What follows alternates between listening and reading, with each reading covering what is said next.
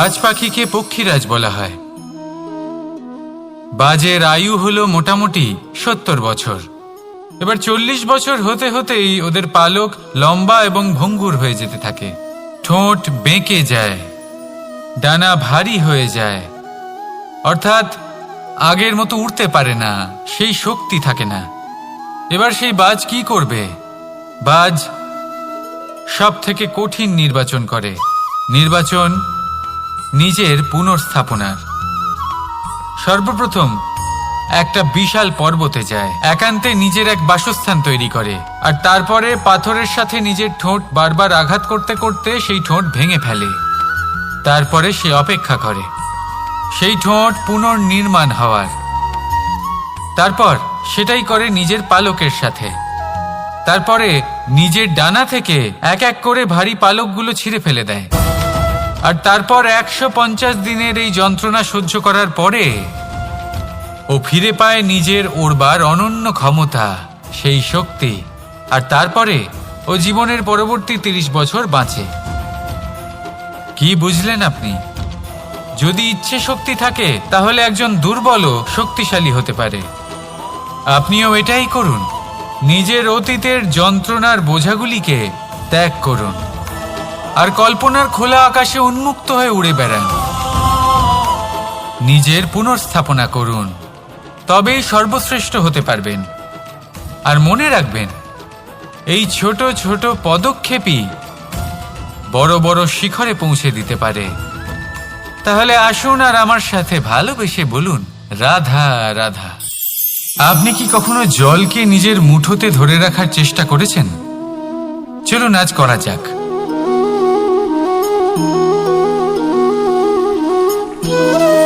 যদি আপনি নিজের মুঠো জোরে বন্ধ করেন, জল ধরে রাখতে পারবেন না। যদি আপনি তাকে এমনি বইতে দেন, তাহলে ও নিজের পথ নিজেই করে নেবে আর আপনার হাতেও থেকে যাবে। আমাদের জীবনও হলো কিছুটা এরকম, জলের মতো। নিজের পথ নিজেই করে নেয় এই জীবন। প্রত্যেক সমস্যার সমাধান নিজেই করে নেয় এই জীবন। তাই জীবনে যখন কোনো পরিস্থিতি আমাদের প্রতিকূল হয়ে থাকে, কিছুই হয়তো আমরা বুঝতে পারছি না, কিছুই যখন বসে থাকে না, তখন আমরা হতাশ হয়ে পড়ি, নিরাশ হয়ে পড়ি। আর এটাই করা উচিত নয়।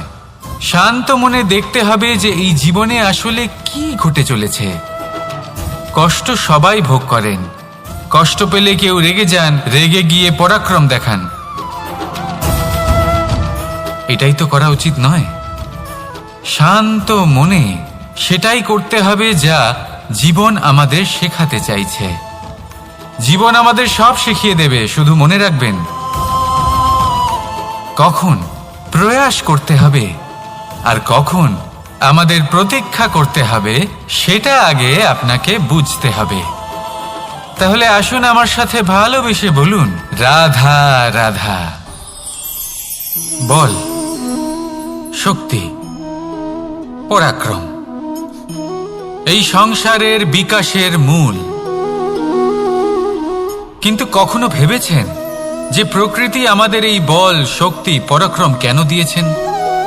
যাতে আমরা জীবনে কারোর উদ্ধার করতে পারি, কাউকে সাহায্য করতে পারি, কারোর জন্য ভালো কিছু করতে পারি, কোনো গরিব অসহায় মানুষের জন্য কিছু করতে পারি। এই বল, এই শক্তির সদ্ব্যবহার করতে পারি।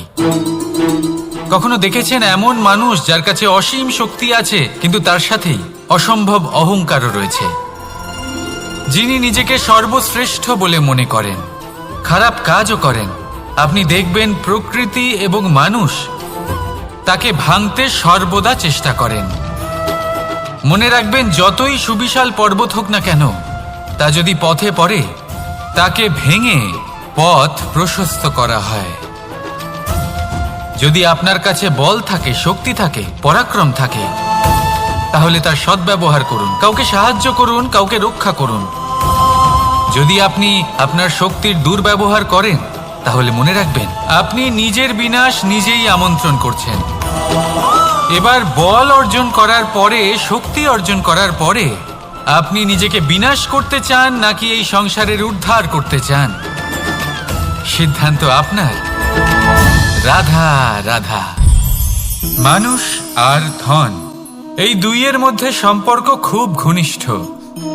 ধন হলো সেই শক্তি যার ব্যবহার মানুষ করে থাকে সাংসারিক বস্তু ক্রয় করার জন্য, নিজের জীবন যাপন করার জন্য। আর মানুষ হলো সেই শক্তি যারা ধনকে গুরুত্বপূর্ণ করে তোলেন। এবার একটা কথা বলি, ব্যবহার করা উচিত ধনকে আর ভালোবাসা উচিত মানুষকে। এটা বেশিরভাগ মানুষই বোঝেন না। মানুষ এখানেই সব থেকে বড় ভুল করে বসেন। তারা ভালোবাসেন ধনকে আর ব্যবহার করেন মানুষকে। এ হলো অনুচিত। দেখুন, আপনি একটা সূচের দ্বারা যুদ্ধ করতে পারবেন না, আর কোনো তলোয়ার দ্বারা বস্ত্র সেলাই করতে পারবেন না, তাই না? কোনটা কিসের জন্য হয় সেটা বোঝা অত্যন্ত জরুরি। আপনিও সঠিক দিকে অগ্রসর হন। মানুষকে ভালোবাসুন আর ধনকে ব্যবহার করুন। যদি আপনি মানুষকে ব্যবহার করেন তাহলে আপনি ভালোবেসে ফেলবেন ধনকে, আর এই ভালোবাসা ধীরে ধীরে পরিণত হবে লোভে, আর ধীরে ধীরে এটা আপনাকে বিনাশ করে দেবে। তাহলে সমস্ত মানুষকে ভালোবাসুন আর এইভাবে ভালোবেসে বলুন, রাধা রাধা। সাফল্য কে না চান? সাফল্য লাভ করার, শিখরে পৌঁছানোর আলাদাই একটা আনন্দ রয়েছে। আর আপনজনদেরও কে না চান? প্রত্যেক মানুষ চান যেন জীবনে তার কোনো আপনজন থাকে, যারা সবসময় তাদের সাথে থাকবে। কারণ আপনজনের সাথেই তো সাফল্যের আনন্দ সব থেকে বেশি পাওয়া যায়। কিন্তু আসলে কি হয়, অনেক সময় সাফল্যের খোঁজে সেই পথে চলতে চলতে আমরা আপনদের থেকে দূরে চলে যাই। না চাইতেও দূরে চলে যেতে হয়, ওনাদের সাথে সময় কাটাতে পারি না। আর আমরা ভুলে যাই যে সাফল্যের আসল আনন্দ আপনজনদের সাথেই পাওয়া যায়। সফল হওয়ার পরে আপনদের সাথে দেখা হলে তাদের চোখে আমাদের জন্য যে আবেগ থাকে, যে সম্মান, যে প্রেম থাকে, সেটাই হলো আসল পুরস্কার। আমরা সেই কথা ভুলে যাই এবং একা হয়ে পড়ি। বেশিরভাগ সময় এটাই হয়। বেশিরভাগ সময় সফল মানুষগুলি একা হয়ে যান। এবার আপনি কি চান? আপনি অসফল হয়ে দিনগুলি একাকিত্বে কাটাতে চান, নাকি সফল হয়ে আপনজনদের সাথে আনন্দে থাকতে চান? সেই সিদ্ধান্ত আপনার। সাফল্যের পেছনে ছুটুন, নিজেকে উজাড় করে দিন, কিন্তু আপনজনদের সঙ্গ ত্যাগ করবেন না। সেই আপনজন যারা আপনার সাফল্যের জন্য দায়ী, সেই আপনজন যিনি আপনার সাফল্যে আনন্দ পান, সুখ লাভ করেন, তাদের কখনো ত্যাগ করবেন না। আসুন আমার সাথে ভালোবেসে বলুন, রাধা রাধা।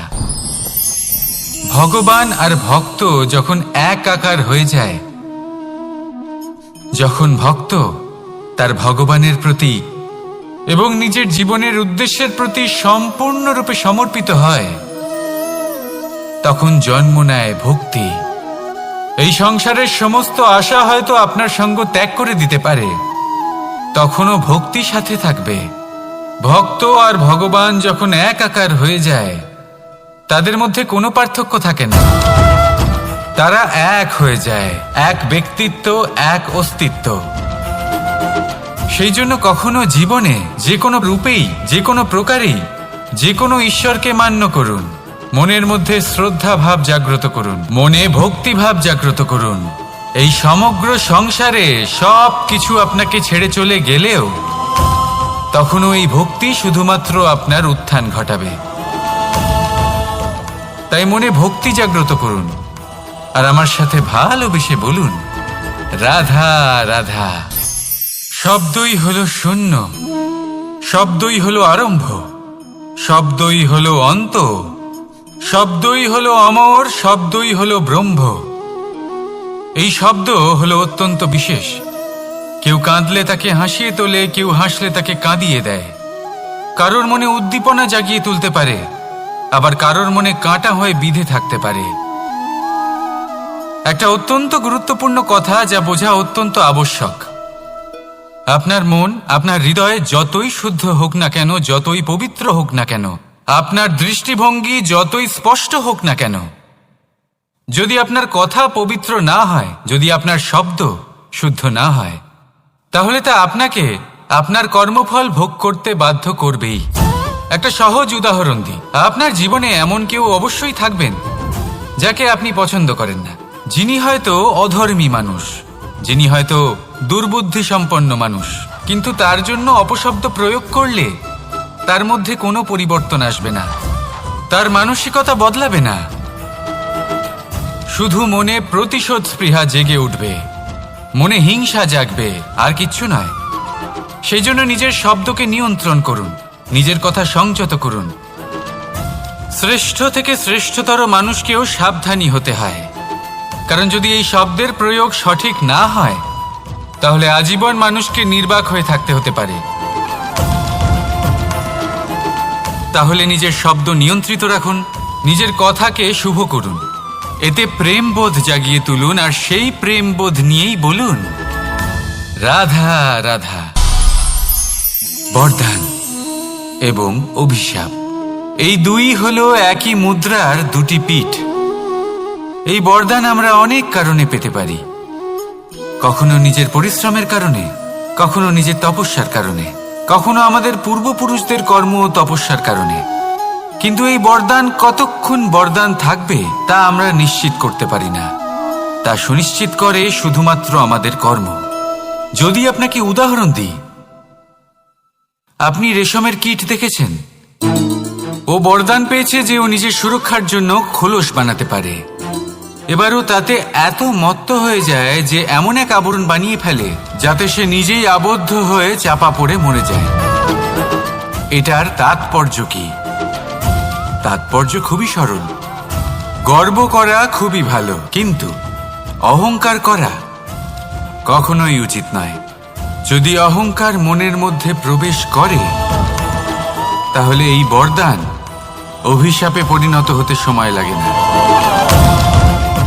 আর যদি কর্মশ্রেষ্ঠ হয়, তাহলে অভিশাপ ও বরদানে পরিণত হয়। তাহলে আসুন শ্রেষ্ঠ কর্ম করুন, আর আমার সাথে ভালোবেসে বলুন রাধা রাধা।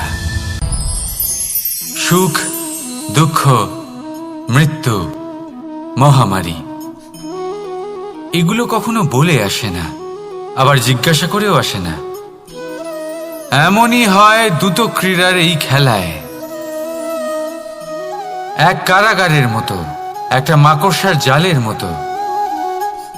যেমন একটা মাকড়সার জাল একটা পোকাকে নিজের দিকে আসতে আকর্ষিত করে নিজের চমকের দ্বারা, নিজের গঠন দ্বারা, সেরকমই দ্রুত ক্রীড়ার এই খেলা মানুষকে নিজের দিকে আসতে প্ররোচিত করে। শেষে গিয়ে মানুষ আটকা পড়ে। পার্থক্য শুধু এটাই, যখন এক পোকা এই জালে জড়িয়ে পড়ে তখন সে তার প্রাণ হারায়। মানুষ যখন এই দ্রুত ক্রীড়ায় আকর্ষিত হয়, সে নিজের মান, নিজের ধন সব কিছু হারায়, নিজের বিবেক হারিয়ে ফেলে। কিন্তু আপনি আপনার বিবেক কখনোই হারাবেন না। যদি আপনার মনে লোভ চলে আসে, আপনি লোভী হয়ে ওঠেন।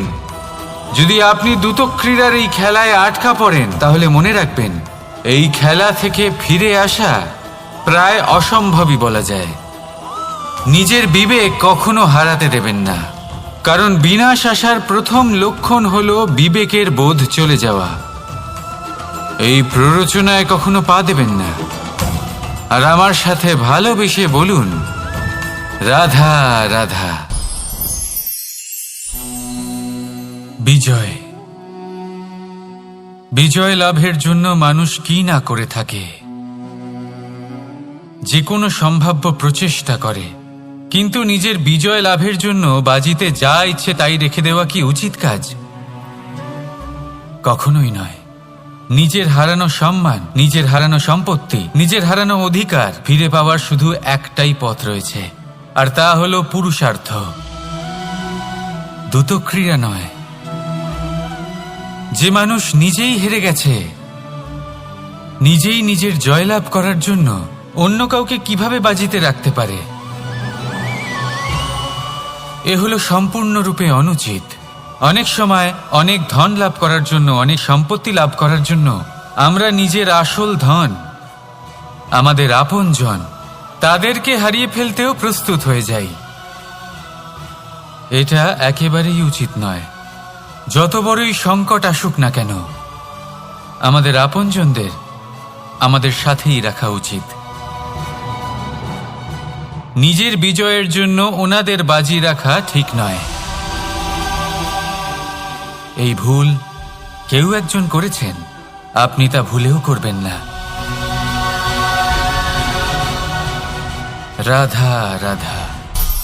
নারী জন্মসূত্রে কারোর কন্যা, ধর্মসূত্রে কারোর পত্নী, আর কর্মসূত্রে কারোর মা। আমাদের মনে এই ছবি আঁকা রয়েছে একজন নারীকে নিয়ে, তাই না? একটা অতুলনীয় ভূমিকা রয়েছে নারীদের আমাদের জীবনে, আর নারী ছাড়া আমরা কিছুই নই। কিন্তু অধিকার, সেখানে আমরা একটা ভুল করে বসি। যখন নারী একজন কন্যা থাকে, যখন সে জন্ম নেয়, তখন তার ওপর অধিকার থাকে তার পিতার। আর তারপর যখন বিয়ে হয়ে যায়, তখন তার অস্তিত্বের ওপর অধিকার থাকে তার স্বামীর।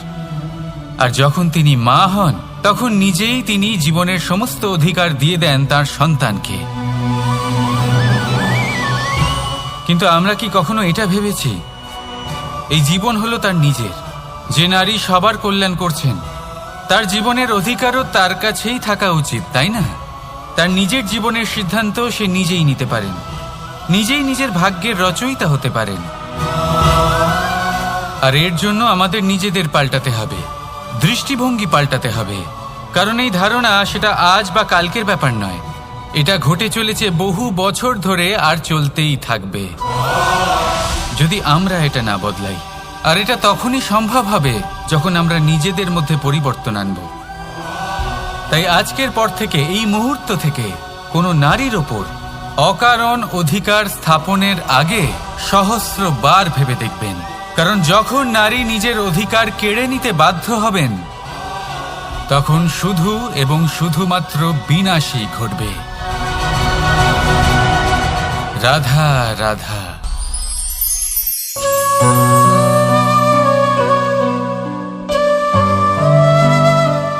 নারী, পুরুষরা যাকে নাম দিয়েছেন ত্রিয়া, কেন দিয়েছেন, কে দিয়েছেন, কেউ তা জানে না। কথায় আছে, পুরুষরা ভাবেন যে ত্রিয়া, ভাবেন একরকম, বলেন অন্য কিছু, আর করেন অন্য কিছুই। কিন্তু সত্যিটা কি এটাই? আসল সত্যি হলো এটাই যে ত্রিয়া হলো সেই চরিত্রহীন পুরুষ, আর কেউ নয়। সেই পুরুষ যারা নারীকে বলেন যে আপনি হলেন মা, আপনি হলেন দেবী, আপনি হলেন বোন। আর ভাবেন কি? ভাবেন যে এই নারী হলো আমাদের পায়ের ধুলো, আর কিচ্ছু নয়। আর কি করেন? ওনাদের মাথায়, ওনাদের খোপায় মালা পরিয়ে দিয়ে ভাবেন যে ওনারা হলেন তাদের পায়ের ধুলোর সমান। একজন নারীর সম্মান ভঙ্গ করেন, তাদের দাসী মনে করেন। ভুলবেন না, যত্র নারী আস্ত পূজ্যন্তে রমন্তে তত্র দেবতা। অর্থাৎ যেখানে নারীকে পুজো করা হয়, সেখানে ঈশ্বর বাস করেন। আর যেখানে নারীকে অপমান করা হয়, সেখানে ঈশ্বর এবং ভাগ্য এই দুই রুষ্ট হয়। মনে রাখবেন, যদি নারী কল্যাণকারী হতে পারেন, তাহলে নারী মহাচণ্ডী রূপও ধারণ করতে পারেন। যদি একজন নারী মাতা হয়ে জন্মদান করতে পারেন, তাহলে নারী মৃত্যু হয়ে বিনাশও করতে পারেন। যেখানে নারী অপমানিত হবেন, সেখানে মহান ভারতও মহাভারতের পথে অগ্রসর হতে পারে। তাই মনে রাখবেন, নারীর অপমান যেন কখনোই না ঘটে। আর যদি কোথাও নারীর অপমান হয়, তার অর্থ হলো আপনার বিনাশ আপনার দিকেই আসছে। আর এটা হলো তার প্রথম পদক্ষেপের প্রথম পদধ্বনি। রাধা রাধা। যদি সন্তান কোনো দুষ্কর্ম করে তাহলে সেই অপরাধ শুধু কি সেই সন্তানের? না, যদি সন্তান দুষ্কর্ম করে তাহলে অপরাধী তার মাতা পিতাও, যারা পুত্রমোহর কারণে সেই অনুচিত কাজে তাকে বাধা দেননি। অপরাধী হলেন তার পিতামহ, যিনি নিজের কর্তব্যবোধের কারণে নিজের পরিবারের যত্ন নেননি, যিনি সন্তানকে কখনো শাস্তি দেননি। অপরাধী হলেন তার সেই গুরুও, যিনি নিজের শিষ্যের সেই দুষ্কর্ম দেখেও তাকে প্রতিহত করতে পারেননি। একজন হবু রাজার কর্তব্য হলো নিজের প্রজার কাছে সে যেন এক উদাহরণ প্রস্তুত করতে পারে, কিন্তু যদি এত অনুচিত উদাহরণ প্রস্তুত হয়ে থাকে তাহলে মা বাবার, বাড়ির বয়োজ্যেষ্ঠদের কর্তব্য হলো ওনারা যেন সেটা সেখানেই থামায়, হয় ভালোবেসে নয়তো শাস্তি দিয়ে। যদি না থামানো হয় তাহলে মহাভারত অবশ্যম্ভাবী। অনেক ব্যক্তির মনে একটা প্রশ্ন জাগে আমাকে আর রাধাকে নিয়ে। বলেন যে না আমি আর রাধা একসাথে থাকি, না আমাদের বিয়ে হয়েছে, আমি এখানে দ্বারকাতে ও ওখানে বর্ষণাতে, তাও এত ভালোবাসা কি করে? এ কেমন সম্পর্ক? আমি তাদের একটা সহজ কথা বলতে চাই। আপনি কখনো আয়নার দিকে দেখেছেন? নিজের দুই চোখের দিকে তাকিয়ে জিজ্ঞাসা করুন, এই দুই চোখ একসাথে কেন বন্ধ হয়, একসাথে কেন খোলে, একসাথে কেন ঘুমোয়, একসাথে কেন কাঁদে? আজীবন কোনো এক মানুষের সাথে সম্পর্ক রাখা অবশ্যই সম্ভব, তাদের সাথে দেখা না করে। আমার আর রাধার ভালোবাসাও কিছুটা এরকমই, আর কিছুটা এরকমই হয় ভালোবাসা দুই নয়নের মতো, যারা কখনোই মিলিত হবে না কিন্তু চিরকালের জন্য একসাথে জুড়ে থাকবে। এই অনুভূতি নিঃস্বার্থ হয়, আর এই নিঃস্বার্থ ভালোবাসা আপনাকে আনন্দের পথে অগ্রসর করে। জীবনে সবসময় নিঃস্বার্থভাবে ভালোবাসুন, শুধুমাত্র আনন্দই পাবেন। তাহলে আসুন আমার সাথে নিঃস্বার্থভাবে ভালোবেসে বলুন, রাধা রাধা। মানুষ, কোনো ব্যক্তির নির্মাণ হয় কিভাবে?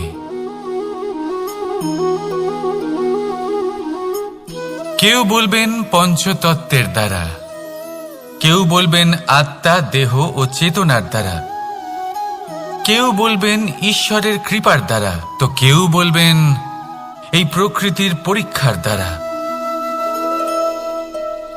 না, মানুষের নির্মাণ হয়ে থাকে বিশ্বাস দ্বারা। ব্যক্তি তখনই গড়ে ওঠেন যখন ব্যক্তিত্ব থাকে, ঠিক কিনা? আর ব্যক্তিত্ব তখনই হবে আর সেরকমই হবে যেরকম বিশ্বাস আপনি নিজের উপরে রাখবেন। যদি আপনি মনে করেন আপনি বিষের ন্যায় হবেন তাহলে আপনি বিষাক্তই হবেন। যদি আপনি এটা মনে করেন যে আপনি অমৃতের ন্যায় হবেন তাহলে আপনি অমরই হয়ে যাবেন। যদি আপনি নিজের উপরে বিশ্বাস রাখেন যে আপনি সংসারের সব থেকে উঁচু পর্বতের শিখরে পৌঁছতে পারবেন তাহলে আপনি অবশ্যই পৌঁছবেন। যদি আপনার এরকম মনে হয় যে আপনি এরকম কখনো করতে পারবেন না তাহলে এরকম কখনোই হবে না। ভেবে দেখবেন, বিশ্বাসের মধ্যেই বিশ্ব বাস করে থাকে, তো আপনার অস্তিত্ব কেন করবে না? যেমন বিশ্বাস আপনি নিজের উপরে রাখবেন তেমনই আপনি হয়ে উঠবেন। সেই জন্য নিজের উপরে বিশ্বাস রাখুন, আর হ্যাঁ, ভালোবেসে বলুন, রাধা রাধা।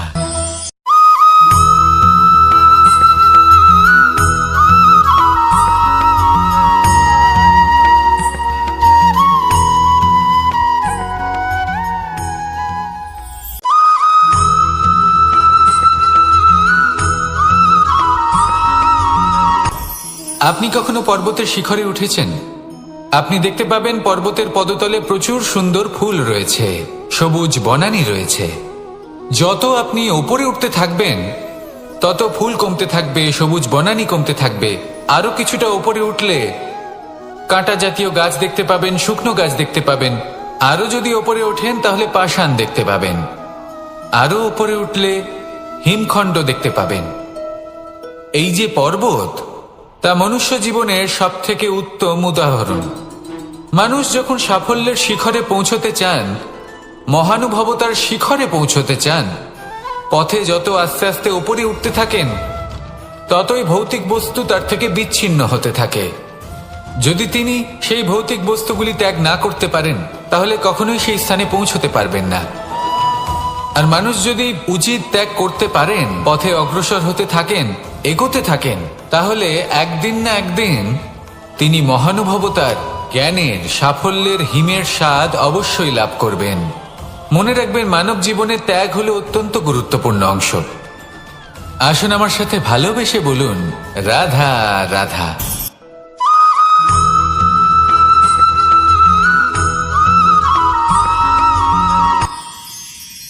মানুষ তার জীবনে দুই ধরনের পরিস্থিতিকে খুব ভয় পায়। এক, কোনো কারণবশত কারোর সামনে নত হওয়া। দুই, কোনো কারণে নিজের চরিত্র থেকে, নিজের মূল্যবোধ থেকে বিচ্যুত হওয়া। এবার কেন হয় এরকম যে কথায় কথায় কারোর সামনে নত হতে হয়? কেন বারংবার নিজের চরিত্র থেকে চ্যুত হতে হয়? এরকম কেন হয়? এটা তখনই হয় যখন আমাদের শিক্ষা এবং মূল্যবোধের অভাব থাকে। যদি মানুষের মধ্যে প্রকৃত শিক্ষা থাকে তাহলে এই সংসারে কোনো সময় এবং কারোর সামনেই নত হওয়ার কোনো প্রয়োজন নেই। যদি মানুষের মধ্যে মূল্যবোধ থাকে তাহলে তাকে নিজের মূল্যবোধ বা চরিত্র থেকে বিচ্যুত হতে হয় না, তা সে যাই হয়ে যাক না কেন।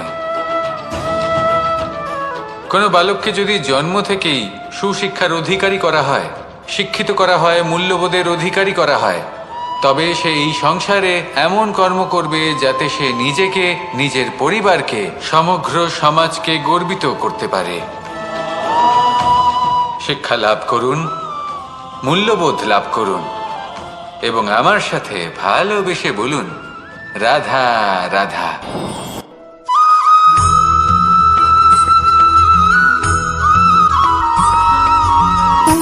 সুখ, দুঃখ এবং শক্তি, এই তিন হলো এই সংসারের ত্রিদেবের মতো।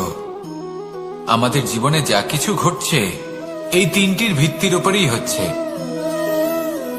আসলে এই সংসারের একটা নিয়ম আছে, যখনই আপনি কিছু লাভ করেন এই সংসার আপনার পরীক্ষা নেয়। এটা জানার জন্য আপনার পরীক্ষা নেয় যে আপনি যা কিছুই লাভ করেছেন আপনি কি আদৌ সেটার যোগ্য কিনা। ঠিক সেইভাবেই এই সুখ, দুঃখ এবং শক্তি আপনার পরীক্ষা নিয়ে থাকে। যখন সুখ আসে তখন সে আপনার পরীক্ষা নেয় যে আপনার মধ্যে অহংবোধ জাগ্রত হয়নি তো।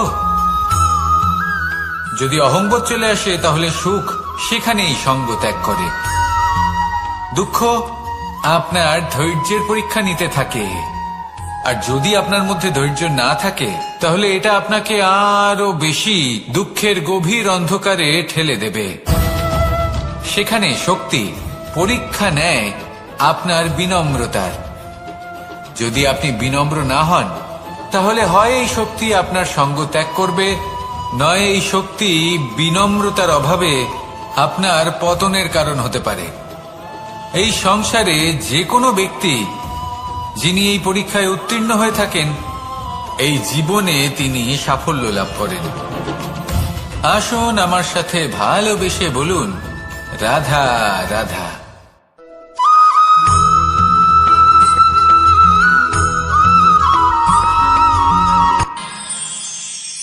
আমরা সবাই সূর্যকে সম্মান কেন করি? কারণ আমরা জানি যে সন্ধেবেলা যখন সূর্যাস্ত হবে তখন শুধুমাত্র অন্ধকার বাকি থাকবে। ঠিক কিছুটা এরকমই হয় আমাদের মাতা পিতাও, যিনি আমাদের জন্ম দেন, আমাদের ভরণ পোষণ করেন, আমাদের বড় করেন, আমাদের প্রেম প্রদান করেন। কখনো কখনো তাদের মুখ থেকে কটু কথা নিঃসৃত হয়। আমাদের দুঃখ হয়, কিন্তু তখন আমাদের এটা বোঝা উচিত এগুলি নিঃসৃত হচ্ছে আমাদেরই মঙ্গলের জন্য। যেমন সূর্যদেব, উনিও উত্তাপ দিয়ে থাকেন আমাদেরই মঙ্গলের জন্য, যাতে ফসল পাকতে পারে, যাতে জল বাষ্প হয়ে মেঘ হতে পারে, বৃষ্টি হতে পারে, আর এই সংসারে নিরন্তর জলের প্রবাহ থাকে। আমাদের মাতা পিতা, তাদের কঠোর আচরণ, তাদের কঠোর অনুশাসনের পেছনে লুকিয়ে থাকে ওনাদের ভালোবাসা। আমাদের তা বুঝতে হবে, সসম্মানে ওনাদের গ্রহণ করতে হবে। কারণ ঠিক সূর্যাস্তের পরে যেমন চতুর্দিক অন্ধকারচ্ছন্ন হয়ে যায়, তেমনি আমাদের জীবন থেকে যখন আমাদের মাতা পিতা চলে যায়, তখন আমাদের জীবনেও শুধু এবং শুধুমাত্র অন্ধকারই ছেয়ে থাকে। সেই জন্য নিজের মাতা পিতাকে সম্মান করুন, ওনাদের ভালোবাসা প্রদান করুন। এই মন আর এই জীবন প্রসন্ন হয়ে বলবে, রাধা রাধা।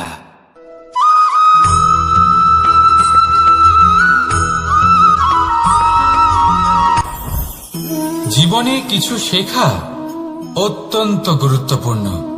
এবার কি কি শিখতে হবে সেই সব শেখানোর জন্য অনেক শিক্ষক রয়েছেন, কিন্তু কি শিখবেন না আর কি করবেন না, এটা আমাদের নিজের অভিজ্ঞতা দিয়ে শিখতে হয়।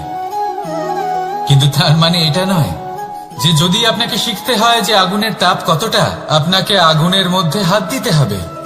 না, অন্য কারোর অভিজ্ঞতা দ্বারাও শিখতে পারেন। প্রশ্ন শুধুমাত্র একটাই যে আপনি কি শিখতে চান নাকি চান না। যদি আপনি এটাই ভাবেন যে আমি শুধুই নিজের অভিজ্ঞতা দ্বারাই শিখতে চাই, তাহলে জীবনকাল ছোট মনে হবে, অনেক কিছুই শিখতে পারবেন না। তাই নিজের সাথে সাথে বড়দের অভিজ্ঞতার দ্বারাও শেখা শুরু করে দিন। এই সংসারের অভিজ্ঞতা দ্বারা শিখতে শুরু করে দিন। আর এটা নিশ্চিত রূপে শেখা আবশ্যক যে কখন কি করবেন না, কোথায় থামতে হবে আর কোথায় থামবেন না। তাহলে আসুন আর আমার সাথে ভালোবেসে বলুন, রাধা রাধা।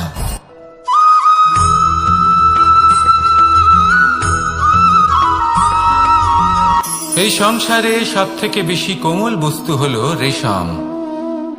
এই রেশম এতটাই কোমল হয় যে এর পুরো একটা থান শুধুমাত্র একটা হাতে ধরা সম্ভব।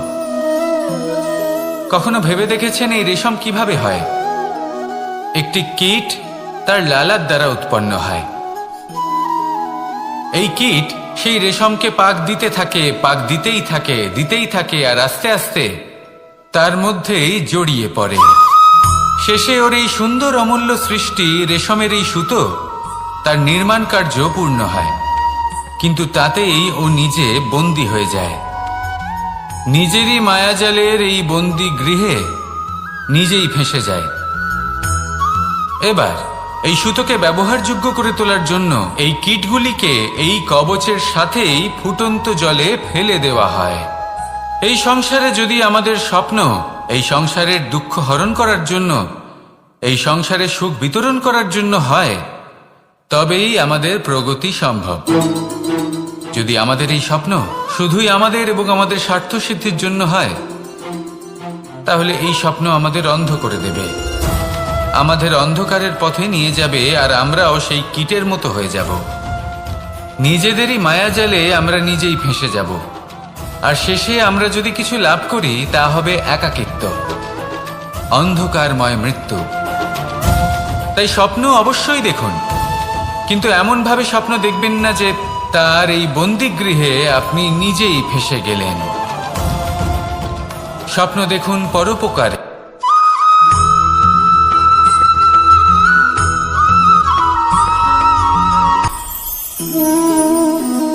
শক্তি এক অত্যন্ত বিচিত্র বস্তু, বা বলতে পারেন অনুভূতি।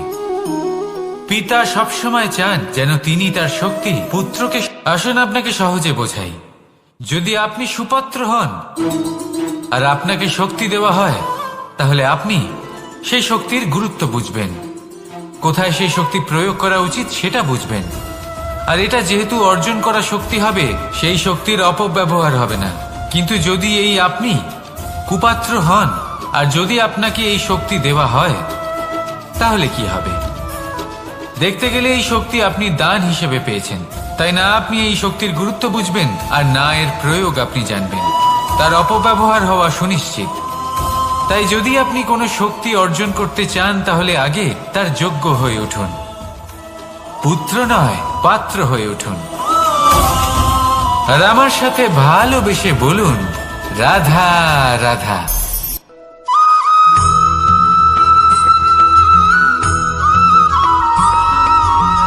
এই সংসারে প্রত্যেক মানুষ এটাই চান যে তিনি যেন ধনবান হন, আর্থিক অবস্থা তার ভালো থাকে, ওনার বাড়িতে লক্ষ্মীর আগমন হয়। কিন্তু সেটা হবে কি করে, সেটাই হলো প্রশ্ন। কেউ বলেন যে যদি পরিশ্রম করো তাহলে ধন অর্জন সম্ভব, কেউ বলেন যে যদি বিদ্যা লাভ হয় তবেই ধন অর্জন সম্ভব, কেউ বলেন যে যদি বলশালী হও তবেই সম্পন্ন থাকবে। ভালো কথা, যদি তাই হয়ে থাকে, তবে দিনমজুর সারা দিন পরিশ্রম করেন, তিনি কেন ধনী হন না? অনেকজন বিদ্বান মানুষ আছেন এই সংসারে, তারা কেন ধনবান হন না? অনেক সংখ্যক বলশালী ব্যক্তি আছেন, তাদের কাছে ধন নেই কেন? তাদের কেন ধনের অভাব হয়? আবার এমনও কিছু মানুষ আছেন যারা পরিশ্রম করেন, তারা দিনমজুর, কিন্তু তারা ধন অর্জন করতে পারেন। কিছু বিদ্বান ব্যক্তি আছেন যাদের কাছে অধিক মাত্রায় ধন রয়েছে। কয়েকজন বলশালী ব্যক্তি রয়েছেন যাদের কাছে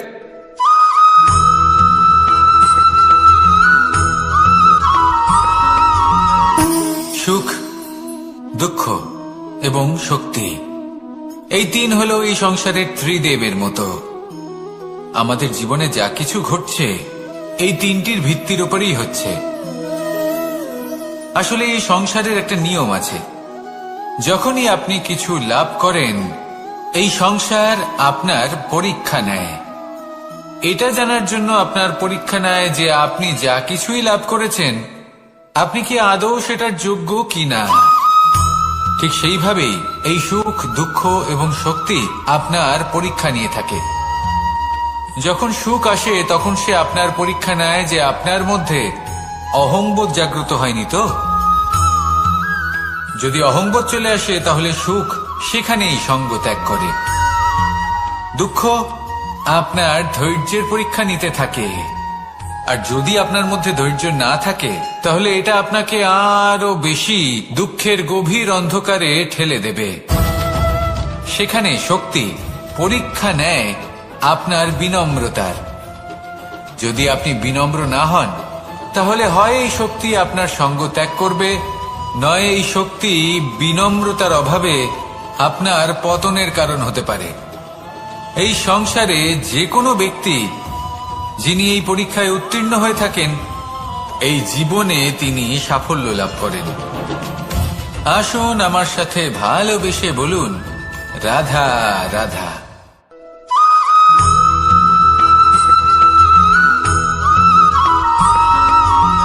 পঞ্চতত্ত্বের মধ্যে দ্বিতীয় তত্ত্ব হল ধরণী, ভূমি, যাকে আমরা ধরণী মাতা বলি। এই ধরণী ধৈর্য ধারণ করে, আর এর ওপরেই আমাদের সমগ্র সংসার নির্ভরশীল। কারণ এই ভূমি সহ্য ক্ষমতা রাখে, এর সহ্য ক্ষমতা হল অপরিসীম। সন্তান যতই আঘাত প্রদান করুক না কেন প্রেম পূর্বক সহ্য করে, আর তার বদলে অমূল্য রত্ন প্রদান করে। সন্তান যদি হাল চালায় তাহলে তার বদলে তাকে অন্ন প্রদান করে। এটাই হলো ধরণী। এবার এর থেকে আমরা কি শিক্ষা পেতে পারি? এটাই যে কারোর জন্য কিছু করা বা কাউকে কিছু দেওয়া মনে কোনো কামনা ছাড়াই। আর এই কথাটা বুঝে যান, যদি কারোর জন্য কামনা না রেখে বা কোনো পাওয়ার আশা না রেখে কারোর জন্য কিছু করেন বা কারোকে কিছু দেন, যদি এটা আপনি শিখতে পারেন তবে আপনি ভালোবাসতে শিখে গেছেন। আর সেই জন্যই এই ধরিত্রীকে মাতা বলা হয়। কারণ মাতা শুধু উনি নন যিনি গর্ভে সন্তানকে ধারণ করেন, মাতা তো উনিও যিনি জীবন বাঁচতে শেখান, যিনি জীবন বাঁচার উদাহরণ প্রদান করেন।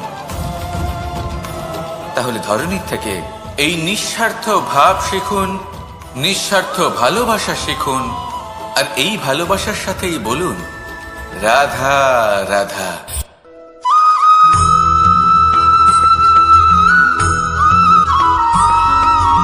মানুষ জন্মগ্রহণ করে, তার সাথে ভয়েরও জন্ম হয়। ছোটবেলা থেকেই আমাদের মনে কোনো না কোনো প্রকারের ভয় থেকেই যায়। কেউ এই বিষয়ে ভয় পায় যে তার কোনো বস্তু তার থেকে দূরে চলে যাবে, কেউ এই বিষয়ে ভয় পায় যে আমি নিজেকে হারিয়ে ফেলব, কেউ এই ভেবে ভয় পায় যে আমার প্রিয়জনেরা তারা যেন আমার থেকে দূরে না চলে যায়, কেউ এই ভেবে ভয় পায় যে আমরা যেন পথ না হারিয়ে ফেলি, আদি ইত্যাদি। কিন্তু সত্যি কথা বলতে ভেবে দেখুন এই ভয় বাস্তবে কি? শুধুই একটা মনস্থিতি, আর কিছুই নয়। যা কিছু আপনি জীবনে পেয়েছেন তা একদিন আপনাকে হারাতে হবে। এই জীবন হলো আপনারই, কিন্তু তাও একদিন সমাপ্ত হবে। তাই ভয় পেয়ে কি লাভ? এই ভয় শুধু আপনাকে জীবন যাপন করা থেকে বাধা দিচ্ছে, আর কিচ্ছু নয়। পথ হারিয়ে ফেললেই বুঝতে পারবেন যে নতুন পথ কিভাবে বানাতে হয়। কিছু মানুষকে জীবন থেকে হারালে তবেই আপনি বুঝবেন যে আপনার আপনজনকে। এই ভয়ের কারণে ভীত হয়ে থাকবেন না। এই তারা নক্ষত্র অন্ধকারের অভাবে গুরুত্ব হারায়। শিবকেও মহাদেব হবার জন্য বিষ পান করতে হয়েছিল। প্রত্যেক পরিস্থিতি, প্রত্যেক সাফল্য আপনার পরীক্ষা নেবে, তাতে উত্তীর্ণ হওয়া হলো আপনার কর্ম। যখনই আপনি ভয় পাবেন বা সংকটের সম্মুখীন হবেন, তখন সাহসের সাথে তার সম্মুখীন হন। মনে রাখবেন, যে সম্মুখীন হতে জানে সাফল্য তার সাথে সবসময় থাকে। আসুন আর আমার সাথে ভালোবেসে বলুন রাধা রাধা।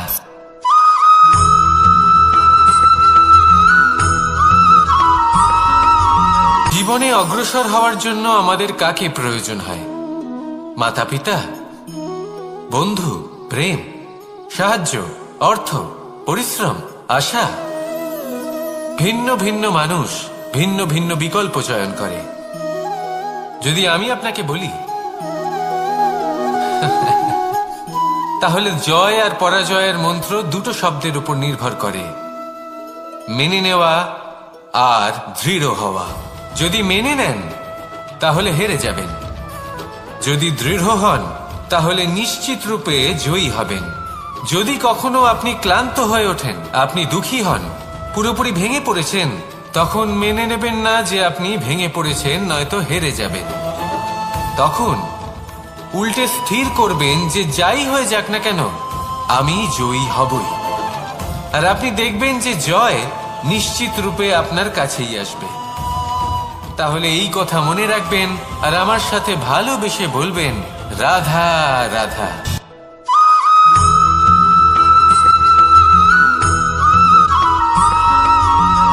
এই সংসারে কোনো বস্তু হোক বা ব্যক্তি হোক, তার একার গুরুত্ব কিন্তু খুব বেশি নয়।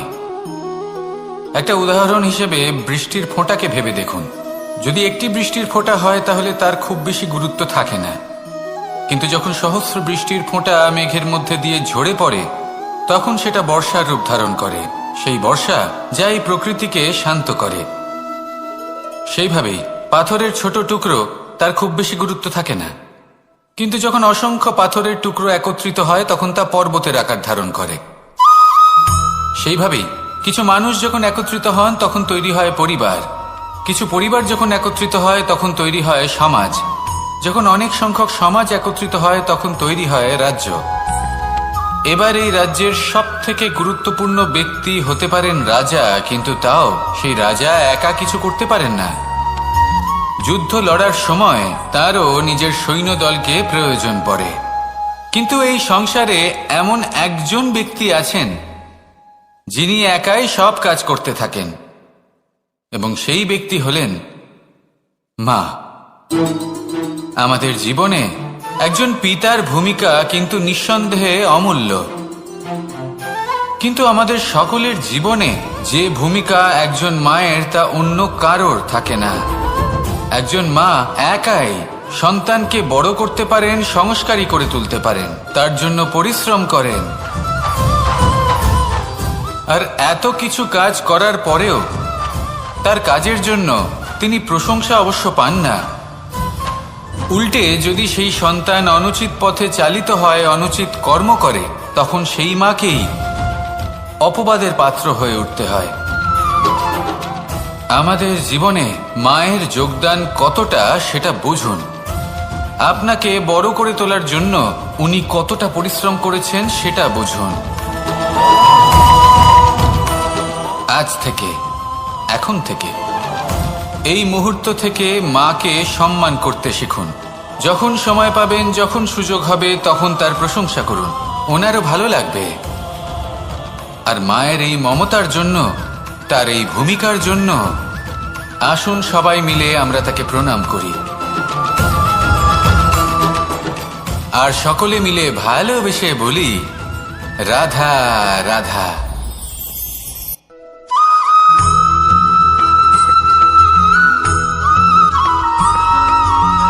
এই সংসারের সব থেকে গুরুত্বপূর্ণ তত্ত্ব কোনটা? প্রথম হলো সময়। জন্ম থেকে মৃত্যু পর্যন্ত এই যে সময়, এটাই তো হলো জীবন। দ্বিতীয় হলো জীবন, যাতে আমরা সময়ের সদ্ব্যবহার করি, শ্রেষ্ঠ থেকে শ্রেষ্ঠতর কাজ করার চেষ্টা করি, বহু বছরের এই পরম্পরা, এই সংস্কৃতিকে এগিয়ে নিয়ে যাওয়ার চেষ্টা করি, এই সংসারে আমরা অংশগ্রহণ করতে চেষ্টা করি। তৃতীয় হলো ধন, সেই ধন যা প্রত্যেক ব্যক্তি অর্জন করতে চেষ্টা করেন। এবার এই তিনটি তত্ত্বের মধ্যে একটা সামঞ্জস্য আছে, সমান ব্যাপার আছে, সে ধনই হোক বা সময় হোক বা হোক জীবন। আর সেই সমান ব্যাপার হলো যে যদি আপনি এটা গণনা করতে থাকেন তাহলে তা কমতে থাকে, যদি আপনি এটা ব্যবহার করেন তাহলে তা বাড়তে থাকে। একে সংগঠিত করে রাখতে চেষ্টা করলে এ হাত থেকে ফসকে যায়, কিন্তু যদি আপনি একে সামলে রাখতে শিখে যান তাহলে এমন কাজ করবেন যাতে সংসারের সাথে সাথে পরবর্তী প্রজন্ম লাভবান হবে। যদি কিছু শিখতে চান তাহলে সামলাতে শিখুন, গণনা করা বা সংগঠিত করা নয়। আসুন আর আমার সাথে ভালোবেসে বলুন, রাধা রাধা।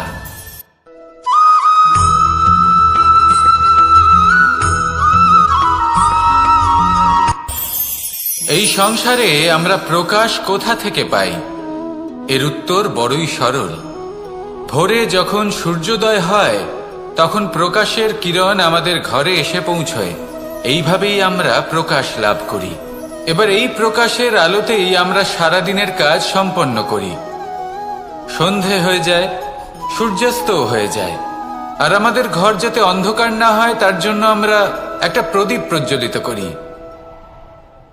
এটাই ঘটে আমাদের জীবনেও। এবার প্রবাহমান আয়ুর সাথে আমরা আমাদের অন্তরে যদি একটা প্রদীপ প্রজ্বলিত করে নিই তাহলে বিষয়টাই অন্যরকম হবে। এবার আপনি বলবেন কোন প্রকাশের কথা বলছি যা আমাদের অন্তরে জাগ্রত করা সম্ভব? আমাদের আত্মার মাঝে প্রেমের প্রকাশ জাগ্রত করার কথা বলছি, কারণ আমাদের এই জীবন এও হলো দিনের আলোর মতো। আজ প্রকাশ আছে, কিন্তু কোনোদিন অবশ্যই অস্ত হবে। কিন্তু অস্ত হবার আগে যদি আমরা আমাদের আত্মার মাঝে প্রেমের এই প্রকাশ উজ্জ্বলিত করে নিই তাহলে আমাদের সন্ধ্যাকালও আমরা আনন্দে এবং প্রেমে যাপন করব। তাহলে আসুন আর আমার সাথে ভালোবেসে বলুন, রাধা রাধা।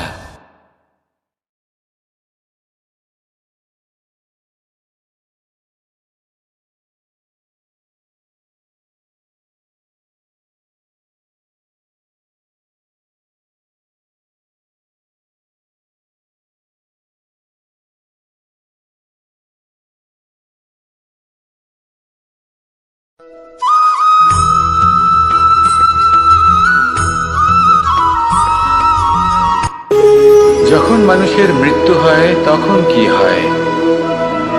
অনেক সংখ্যক মানুষ শোক পালন করতে চলে আসেন। যে ব্যক্তি মৃত্যু লাভ করেছেন তার অনেক বস্তু থাকে যেগুলো তার প্রিয়, যেগুলো তিনি ব্যবহার করেছেন। তার শয্যা, তার বস্ত্র, তার আভূষণ সবকিছু তার থেকে বিচ্ছিন্ন করা হয় এবং খালি হাতে তাকে শ্মশানের উদ্দেশ্যে রওনা করা হয়। আমি আপনাকে এই প্রশ্ন করতে চাই, আপনি এই সংসারে কি অর্জন করেছেন? ধন সম্পত্তি, বস্ত্র, আভূষণ, এই সব কিছু যে আপনি অর্জন করেছেন, আপনার মৃত্যুর পরে তা আপনার থেকে দূর হয়ে যাবে। এর উত্তর হলো একটাই, আপনার কর্ম। শুধু সেটাই আছে যা একান্ত আপনার, আর শুধু সেটাই এই সংসার থেকে চলে যাওয়ার পরেও সংসারেই জীবিত থাকবে। যদি আপনি দুষ্কর্ম করেন, তাহলে এই সংসার আপনাকে একটি অনুচিত উদাহরণ হিসেবে মনে রাখবে যে এই ব্যক্তি খুব পাপী ছিল, অনুচিত কর্ম করতেন। যে পথে তিনি চলেছেন সেই পথে কারোর চলা উচিত নয়। সেখানেই যদি আপনি সৎকর্ম করেন, তাহলে সংসার চিরকাল এটাই বলবে যে খুব ভালো মানুষ ছিলেন, সবাইকে ভালোবাসতেন, সবাইকে সাহায্য করতেন, আমার খুব প্রিয় মানুষ ছিলেন। এটাই হলো শ্রেষ্ঠ কর্ম। সেই জন্য জীবনে শুধুমাত্র ধন সম্পত্তি, আভূষণ এই সব অর্জন করতে গিয়ে নিজের মনোনিবেশ করবেন না। শ্রেষ্ঠ কর্ম করুন। সংসার থেকে চলে যাওয়ার পরেও এই কর্মই এই সংসারে আপনাকে জীবিত রাখবে। আসুন আমার সাথে ভালোবেসে বলুন, রাধা রাধা।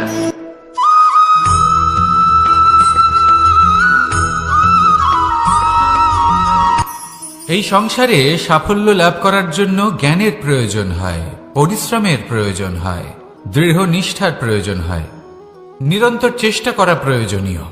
কিন্তু আরো কিছু আছে যা অত্যন্ত প্রয়োজনীয় এবং গুরুত্বপূর্ণ। তা হলো ভালো বন্ধু। তাদের থাকা অত্যন্ত প্রয়োজনীয়। যদি ভালো বন্ধু থাকে, তাহলে সময় এলে তারা ঢাল হয়ে আপনাকে সুরক্ষা করবেন। সময় এলে অস্ত্রের মতো শত্রুকে সংহারও করবেন। যদি তিনি জ্ঞানী হন, তাদের মধ্যে সদ্গুণ থাকে, তাহলে এই সব গুণ আপনার মধ্যেও প্রবেশ করবে। তাহলে সাফল্যের জন্য ভালো বন্ধু পাওয়া অত্যন্ত প্রয়োজনীয়। কিন্তু শুধু বন্ধু কেন, ভালো শত্রুও থাকা প্রয়োজনীয়। এবার আপনি ভাববেন, আমি কি বললাম? যদি আপনার জীবনেও ভালো অর্থাৎ শক্তিশালী শত্রু থাকে, তাহলে আপনিও শক্তিশালী হতে থাকবেন। এই শত্রু আপনাকে প্রেরিত করবে আরো বেশি শক্তিশালী হয়ে ওঠার। কখনো কোনো হরিণকে দেখুন, তীব্র গতিতে দৌড়তে থাকে। কেন তীব্র গতিতে দৌড়য়? এই কারণে নয় যে কোথাও তার জন্য মধুর ঘাস অপেক্ষা করে রয়েছে, না। সে এই কারণে তীব্র গতিতে দৌড়য় কারণ সেটা না করলে তার পেছনে একটি সিংহ আছে যে ওকে নিজের ভোজন করে ফেলবে। তাই জীবনে বিপদ, সংকট এই সবকিছুও হলো অত্যন্ত গুরুত্বপূর্ণ। তার সম্মুখীন হতে শিখুন আর আমার সাথে ভালোবেসে বলুন, রাধা রাধা।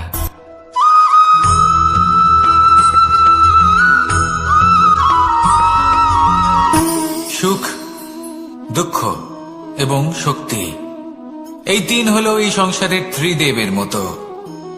আমাদের জীবনে যা কিছু ঘটছে এই তিনটির ভিত্তির উপরেই হচ্ছে। আসলে এই সংসারের একটা নিয়ম আছে, যখনই আপনি কিছু লাভ করেন, এই সংসার আপনার পরীক্ষা নেয়। এটা জানার জন্য আপনার পরীক্ষা নেয় যে আপনি যা কিছুই লাভ করেছেন, আপনি কি আদৌ সেটার যোগ্য কিনা। ঠিক সেইভাবেই এই সুখ, দুঃখ এবং শক্তি আপনার পরীক্ষা নিয়ে থাকে। যখন সুখ আসে, তখন সে আপনার পরীক্ষা নেয় যে আপনার মধ্যে অহংবোধ জাগ্রত হয়নি তো। যদি অহংবোধ চলে আসে, তাহলে সুখ সেখানেই সঙ্গ ত্যাগ করে। দুঃখ আপনার ধৈর্যের পরীক্ষা নিতে থাকে, আর যদি আপনার মধ্যে ধৈর্য না থাকে, তাহলে এটা আপনাকে আরো বেশি দুঃখের গভীর অন্ধকারে ঠেলে দেবে। সেখানে শক্তি পরীক্ষা নেয় আপনার বিনম্রতার। যদি আপনি বিনম্র না হন, তাহলে হয় এই শক্তি আপনার সঙ্গ ত্যাগ করবে, নয় এই শক্তি বিনম্রতার অভাবে আপনার পতনের কারণ হতে পারে। এই সংসারে যে কোনো ব্যক্তি যিনি এই পরীক্ষায় উত্তীর্ণ হয়ে থাকেন, এই জীবনে তিনি সাফল্য লাভ করেন। আসুন আমার সাথে ভালোবেসে বলুন, রাধা রাধা।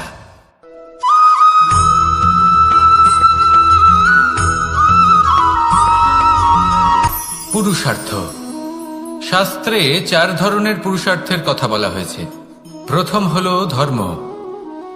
আপনি কি জানেন এই ধর্ম আসলে কি? আপনার কি মনে হয় ধর্ম আসলে কি? কোনো বিশেষ ঈশ্বরকে মানাই কি ধর্ম বলা হয়? নাকি কোনো বিশেষ রীতি পালন করাই হলো ধর্ম? নাকি কোনো বিশেষ সাহিত্যকে সর্বশ্রেষ্ঠ মনে করাই হলো ধর্ম? না, ধর্ম হলো সেটা যাকে ধারণ করা যেতে পারে। আর ধারণ শুধু সেটাই করা যায় যা পবিত্র। পবিত্র শুধু তাকেই বলা হয় যা নিঃস্বার্থ, যার মধ্যে শাসন করার কোনো ইচ্ছে নেই, যা সরলভাবেই প্রবাহমান, জল এবং বায়ুর মতো। যখন কোনো ব্যক্তি ধর্মকে ধারণ করেন এবং সেই ধর্ম সেই ব্যক্তিকে রক্ষা করে, তখন তাকে ধর্ম বলা হয়। ধর্ম যা রক্ষা করে অহংকার থেকে, খারাপ চিন্তার হাত থেকে। সেই জন্য পুরুষার্থ গড়ে তোলার আগে, ধর্ম পালন করার আগে ধর্মের প্রকৃত অর্থ কি সেটা বুঝে নিন। এটা জেনে রাখুন যে সমস্ত ধর্মের আধার, সমস্ত ধর্মের ভিত শুধুমাত্র ভালোবাসা। আসুন আর এই ভালোবাসার সাথেই বলুন রাধা রাধা।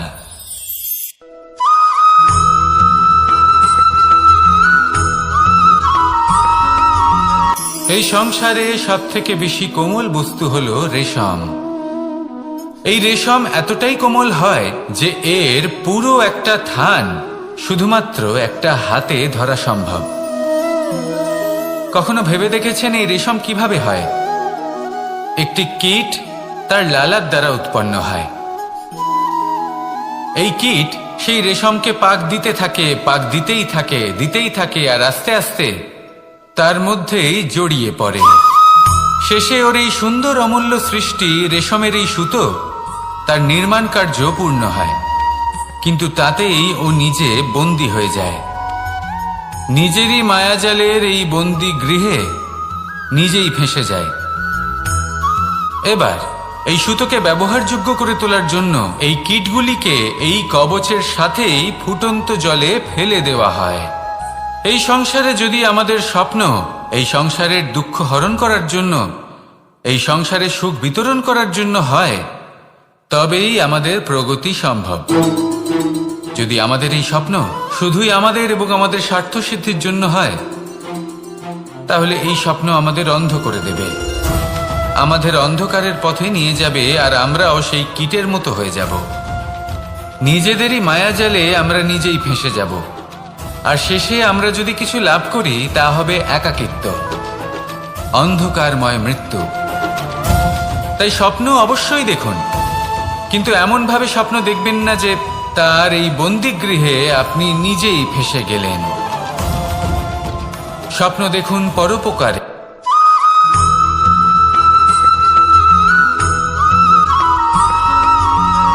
কেউ বলে জীবন খুব ক্ষণস্থায়ী, কেউ বলে জীবন হলো একটা সুন্দর স্বপ্নের মতো, আবার কেউ বলবে জীবন হলো এক কঠোর সত্য। কিন্তু জীবন আসলে কি?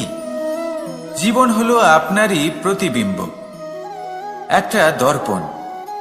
অর্থাৎ আপনি জীবনকে সেইভাবেই পাবেন যেরকম আপনি নিজেকে প্রতিপন্ন করবেন। যদি আপনি দর্পণের দিকে তাকিয়ে হাসেন, তাহলে আপনি সামনে হাসি মুখী দেখতে পাবেন। এবার যদি আপনি গম্ভীর হয়ে থাকেন, তাহলে আপনি একজন রুষ্ট ব্যক্তি দেখতে পাবেন। শেষে সবথেকে বেশি গুরুত্বপূর্ণ হলো আপনার চেষ্টা। আপনাকে সবসময় চেষ্টা করতে হবে যাতে আপনি নিজেকে প্রসন্ন এবং ইতিবাচক মনোভাবে রাখেন। এটা হলো আপনারই উত্তরদায়িত্ব, তাকে পালন করুন। এই মনকে প্রসন্ন রাখুন, এই সংসারকে সুন্দর বলে মনে হবে, আর এই মন প্রসন্ন হয়ে বলবে রাধা রাধা।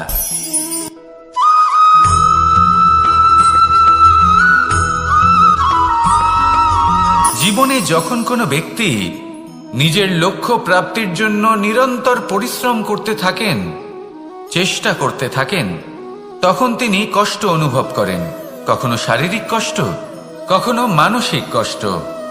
এবার উনি এটা ভাবতে থাকেন যে আমি কি উচিত করছি নাকি অনুচিত করছি, কারণ অন্যদিকে এমন একজন ব্যক্তিও আছেন যিনি একদমই পরিশ্রম চেষ্টা করছেন না।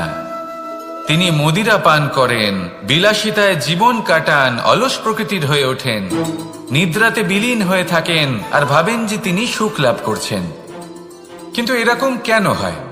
কারণ যখন আমরা সৎ পথে থাকি, উচিত পথে চলি, লক্ষ্য প্রাপ্ত করার জন্য চেষ্টা করতে থাকি, তখন আমাদের ভেতরে থাকা নেতিবাচক শক্তি এবং পাপ এই দেহকে ত্যাগ করে দেয়। আর এই অনুভূতিটাই আমাদের দুঃখের অনুভূতি দেয়, কষ্ট দেয়। এবার সেখানে যদি আমরা কুপথে চলি, অনুচিত পথে চলতে থাকি, তাহলে আমাদের ভেতরে থাকা পুণ্য এবং ধনাত্মক শক্তি আমাদের দেহ ত্যাগ করে দেয়। আর এই অনুভূতির কারণেই আমরা সুখ অনুভব করি। কিন্তু কখনো ভাববেন যে এই সুখ বেশি সময় পর্যন্ত থাকে না।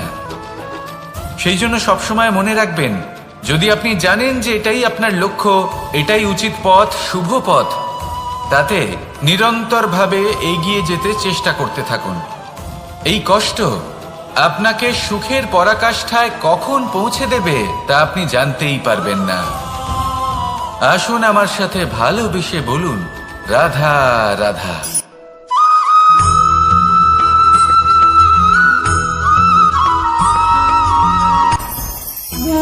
ভোজন। এবার ভোজন সংগ্রহ করার জন্য মানুষ কি না করেন, সব সময় চেষ্টা করতে থাকেন। ফসল উৎপাদনের জন্য অনেক পরিশ্রম করতে থাকেন, কিন্তু অনেক সময় অনেক পরিশ্রম করার পরেও ফসল ভালো উৎপাদন হয় না। এর কারণ কি? কারণ হলো এটাই যে আপনি পরিশ্রম হয়তো অনেক করেছেন, কিন্তু আপনার নজর তো সেই বীজের দিকে ছিলই না যা আপনি রোপণ করেছেন। সেই জন্য সব সময় কোনো বীজ রোপণ করার আগে তাকে পরখ করে দেখুন, তা অত্যন্ত আবশ্যক। আর সেইভাবেই যখনই কোনো কর্মের প্রশ্ন আসে, তাহলে সেখানে শুধুমাত্র পরিশ্রম যথেষ্ট নয়। সেই কাজের প্রতি আপনার কর্তব্য কি, আপনার উদ্দেশ্য কি, সেটা জানা হলো অত্যন্ত গুরুত্বপূর্ণ। তাই কর্ম করুন, কিন্তু সেই কর্মের প্রতি আপনার যা উদ্দেশ্য তার মাহাত্ম্য বুঝতে চেষ্টা করুন। তাহলে আসুন আমার সাথে ভালোবেসে বলুন, রাধা রাধা।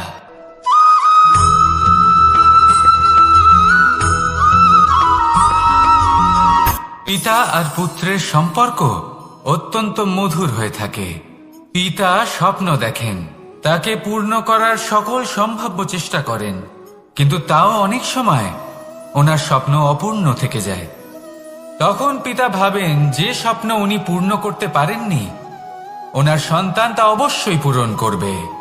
যে স্থানে উনি কখনো পৌঁছতে পারেননি, সেই স্থানে ওনার পুত্র অবশ্যই পৌঁছবে। পিতা নিজের সন্তানের ভবিষ্যৎ নিয়ে সেই স্বপ্ন দেখেন, আর যখন সেই সন্তান সামনে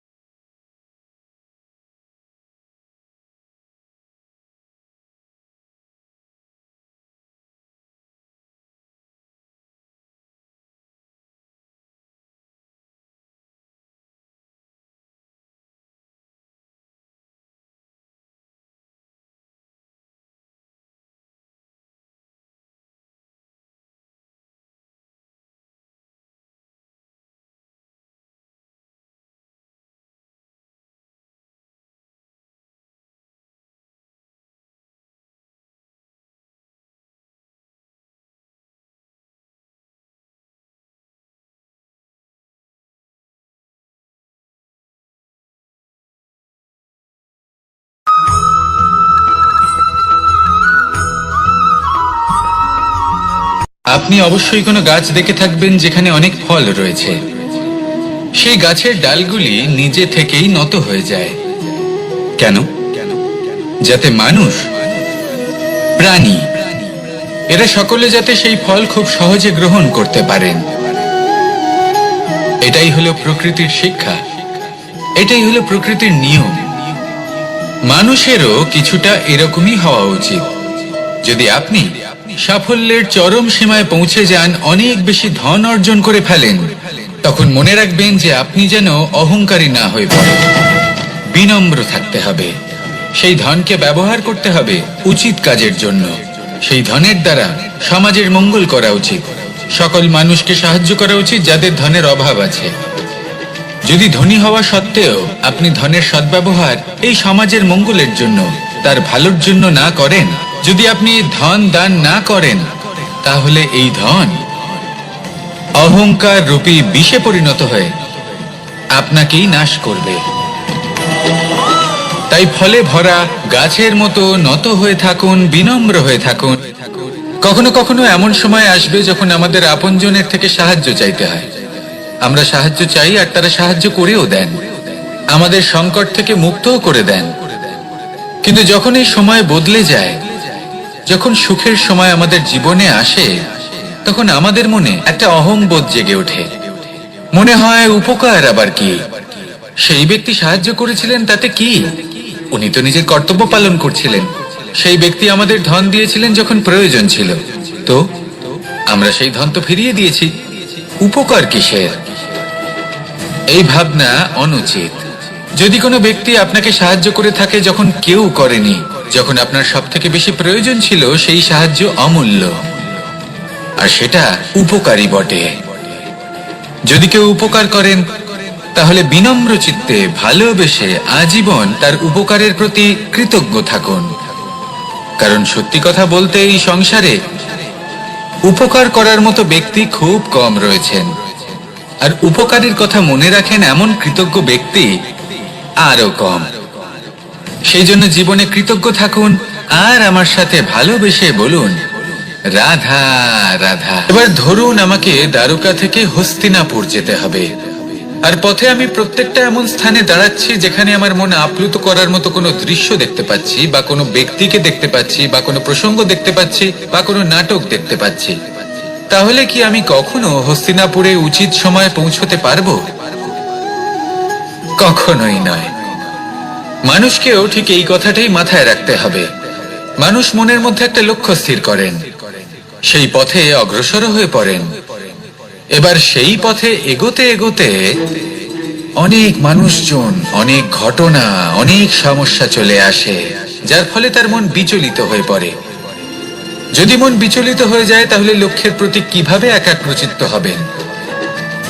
সেই জন্য অত্যন্ত আবশ্যক যে আপনি সময়ের সদ্ব্যবহার করুন সেই পথে চলার জন্য।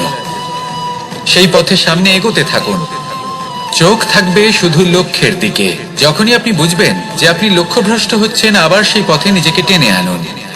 ঠিক এইভাবেই এগোতে থাকুন, সাফল্যের শিখরে গিয়ে পৌঁছুন, আর সেখানে গিয়ে আনন্দের সাথে উচ্চ স্বরে বলুন, রাধা রাধা। এগুলো হলো নিম পাতা। যদি এগুলো চেখে দেখেন, তাহলে মুখ বিকৃত হবে। এগুলো কি তেতো খেতে, হে নারায়ণ! এর থেকে বেশি তিক্ত সংসারে আর কিছুই হতে পারে না। হয়তো আপনি এগুলো ফেলেও দেবেন, কিন্তু যদি এই স্বাদের ঊর্ধ্বে উঠে এই নিমের বিষয়ে আপনারা জানতে চেষ্টা করেন, তাহলে আপনি জানতে পারবেন যে এই নিম কতটা বেশি গুরুত্বপূর্ণ, কত গুরুত্বপূর্ণ ওষুধ, আর আমাদের শরীরের জন্য কতটা বেশি লাভজনক। এই নিম, এর মধ্যে অনেক রোগের উপশম নিহিত রয়েছে। এবার জীবনে আমরা বিভিন্ন মানুষের সাথে পরিচিত হই, নেত্র দ্বারা তাদের দেখি, কিন্তু তাদের আমরা খুব একটা পছন্দ করি না। সেক্ষেত্রে আমাদের কি করা উচিত? অন্তর মন দিয়ে তাদের দেখা উচিত। ওনাদের রূপ রং নয়, ওনাদের ব্যবহার, ওনাদের গুণাবলী দেখা উচিত। কারণ হতে পারে ঠিক যেমন নিম পাতা বাস্তবে খুব তেতো কিন্তু আমাদের শরীরের পক্ষে লাভজনক, সেইভাবেই এইসব মানুষ যাদের দেখলে আমাদের ভালো লাগে না, যাদের রূপ রং আমাদের পছন্দ হয় না, হয়তো সেই মানুষগুলোই আমাদের জীবনকে পূর্ণরূপে পাল্টে দিতে পারেন। হতে পারে তাদের মধ্যে এমন ক্ষমতা রয়েছে, আমাদের সুখ, শান্তি, প্রেরণা প্রদান করতে পারেন, আমাদের দুঃখ হরণ করতে পারেন, আমাদের পথ দেখাতে পারেন। সেই জন্য যখনই কোনো ব্যক্তিকে দেখবেন, চর্মচক্ষু নয় অন্তর্মন দিয়ে দেখবেন, রূপ রং নয় গুণাবলী দেখবেন, মানুষকে আরো ভালোভাবে বুঝতে পারবেন। আর এই মন প্রসন্ন হয়ে বলবে, রাধা। আমি দ্বারকাধীশ এবং আমার সভাতে বিভিন্ন সময় বিভিন্ন ধরনের মানুষ আসেন, নিজেদের দাবি নিয়ে, নিজেদের ইচ্ছে নিয়ে। কখনো কেউ ভোজন চান, আবার কখনো কেউ ওষুধ, কখনো কেউ বস্তু চান, কেউ আবার চান বস্ত্র। কারোর জ্ঞান চাই, কারোর ধন চাই, আবার কারোর বাসস্থান। অনেক সময় আমি এই অনুরোধ, এই ইচ্ছে পূর্ণ করি না। এবার আপনি এটা ভাবতেই পারেন যে কৃষ্ণ তো তাহলে লোভী, ওর কাছে তো সবকিছুই রয়েছে, তারপরেও সে নিজের প্রজার ইচ্ছে পূর্ণ করে না, তাদের সমস্যাগুলি বুঝতে পারে না, তাদের সুখ স্বাচ্ছন্দ্য প্রদান করে না। আসল সত্য হলো এটাই যে কোনো সবল ব্যক্তি, যে কোনো গৃহস্থ ব্যক্তি যে কাজ করতে সক্ষম, তার পরিশ্রম দ্বারাই নিজের প্রয়োজনগুলি এবং ইচ্ছেগুলি পূরণ করা উচিত। এটা অত্যন্ত প্রয়োজনীয়। আর এগুলো তিনি করতে পারেন শিল্প, ব্যবসা, আচরণ অথবা জ্ঞানের ভিত্তিতে। এই পথে চলতে হবে, পরিশ্রম করতে হবে, তবেই সে কিছু অর্জন করতে পারবে। এবার এমন কোনো ব্যক্তি যার এই সব কিছুতে কোনো রুচি নেই, যে কিছুই করতে চায় না, সে কিছুই অর্জন করতে পারবে না। এবার এরকম কোনো ব্যক্তিকে যদি আমি কোনো বস্তু প্রদান করি, তাহলে কি হবে? সে পরাধীন হয়ে যাবে, আর সেটা উচিত হবে না। তাহলে কি করা উচিত? তাকে পথ দেখানো, তাকে বোঝাতে হবে যে কোন পথে চলে তুমি নিজের লক্ষ্য প্রাপ্ত করতে পারবে। শিল্প, জ্ঞান, আচরণ এবং ব্যবসা, এই পথে কিভাবে চলে সেটা শেখাতে হবে। আর আমি সেটাই করি। তার ফলে কি হয়? ব্যক্তি স্বাধীন হয়ে যায়। সংসারে সে যা চাইবে তাই প্রাপ্ত করতে পারবে, কখনো কারোর থেকে কিছু চাইবার প্রয়োজন পড়বেই না। এই কথাটা সবসময় মনে রাখবেন। যখনই দান করবেন, তা ভাবনা চিন্তা করে এমন ভাবে দান করবেন যাতে সামনের ব্যক্তি স্বাধীন হতে পারেন, পরাধীন নয়। আসুন আমার সাথে ভালোবেসে বলুন, রাধা রাধা।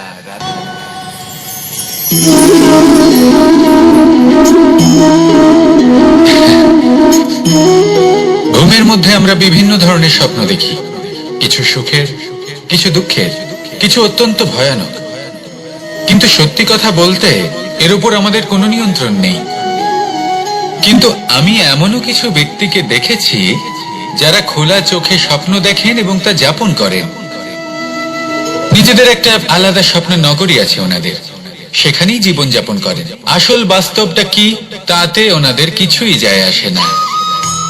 এমন কিছু মানুষ আছেন যাদের কাছে বিন্দুমাত্র জ্ঞান নেই, সে না হয় ঠিক আছে, কিন্তু জ্ঞান এমন ভাবে প্রদান করবেন যে মনে হবে সংসারের সমস্ত জ্ঞান তাদের কাছেই রয়েছে। এমন কিছু মানুষ আছেন যারা ভালোবাসতে জানেন না, আর তাও আমি মেনে নিলাম। কিন্তু কথা এমন ভাবে বলবেন তাতে মনে হবে যেন প্রেমের বিষয়ে সবকিছু শুধুমাত্র ইনিই জানেন। এবার আমি এমন কথা অবশ্যই বলছি না যে আপনি এরকম করেন, কিন্তু যদি কোনো ব্যক্তি এরকম করেন, তাহলে তার এটা মাথায় রাখা উচিত যে সেই ব্যক্তি অন্য কারোর সাথে নয়, নিজের সাথে অনুচিত করছেন। কারণ এমন কাজ করে উনি নিজের দোষ, নিজের অপগুণ সংসারের কাছে নয়, নিজের কাছে লুকোচ্ছেন। আপনি যদি নিজেকে বুঝতে না পারেন, সম্পূর্ণরূপে নিজেকে আকলন না করেন, নিজের অপগুণ, নিজের দোষ পূর্ণরূপে না বুঝতে পারেন, তাহলে এটা কি করে বুঝবেন যে নিজেকে কিভাবে শুধরে নিতে হবে? আপনাকে নিজের সত্য স্বীকার করতেই হবে, তারপরেই আপনি নিজেকে পরিবর্তন করতে পারবেন। তাহলে স্বপ্নে নয়, বাস্তবে বাঁচুন। বিগত দিনের কিছু কথা মনে পড়ে গেল। এক অদ্ভুত ঘটনা যা অমূল্য শিক্ষা দিয়ে যেতে পারে। বিষয় হলো যক্ষের সাথে যুধিষ্ঠিরের কথোপকথন। একবার যক্ষ যুধিষ্ঠিরকে জিজ্ঞেস করলেন, ওনাকে বললেন যে আমার কিছু প্রশ্নের উত্তর যদি আপনি দিতে পারেন তাহলে আমি আপনার বাকি ভ্রাতাগণকে আবার জীবিত করে তুলব। সেগুলোর মধ্যে খুব গুরুত্বপূর্ণ আর কঠিন একটা প্রশ্ন ছিল, এই সংসারে সব থেকে শ্রেষ্ঠ আশ্চর্য কোনটি? এই প্রশ্ন আমি আপনাকে জিজ্ঞেস করছি। এবার কেউ বলবেন স্বর্ণ দ্বারা নির্মিত লঙ্কা, এটি হলো সংসারের সব থেকে বড় আশ্চর্য। কেউ বলবেন বরফে ঢাকা সেই পর্বত যা আকাশ স্পর্শ করে। কেউ বলবেন সেই সমুদ্র যার গভীরতা মাপা অসম্ভব ব্যাপার। কেউ বলবেন সেই বায়ু যা আমরা দেখতে পাই না কিন্তু তা আমাদের জীবন দান করে। সংসারের সব থেকে বড় আশ্চর্য কি, সেই প্রশ্নের উত্তর যুধিষ্ঠির দিয়েছিলেন, আর তা ছিল শ্রেষ্ঠ উত্তর এবং উচিত।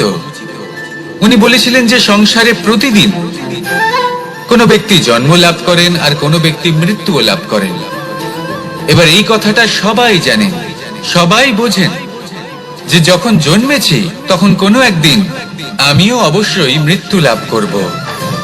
এবার যখন এই কথা প্রত্যেকটা মানুষ জানেন, তখন কেন প্রত্যেক মানুষ এই চিন্তায় থাকেন, এই নিয়ে কষ্ট পান, এই নিয়ে ব্যাকুল হয়ে থাকেন যে উনি একদিন মৃত্যু লাভ করবেন, তার থেকে দূরে পালাতে চেষ্টা করেন?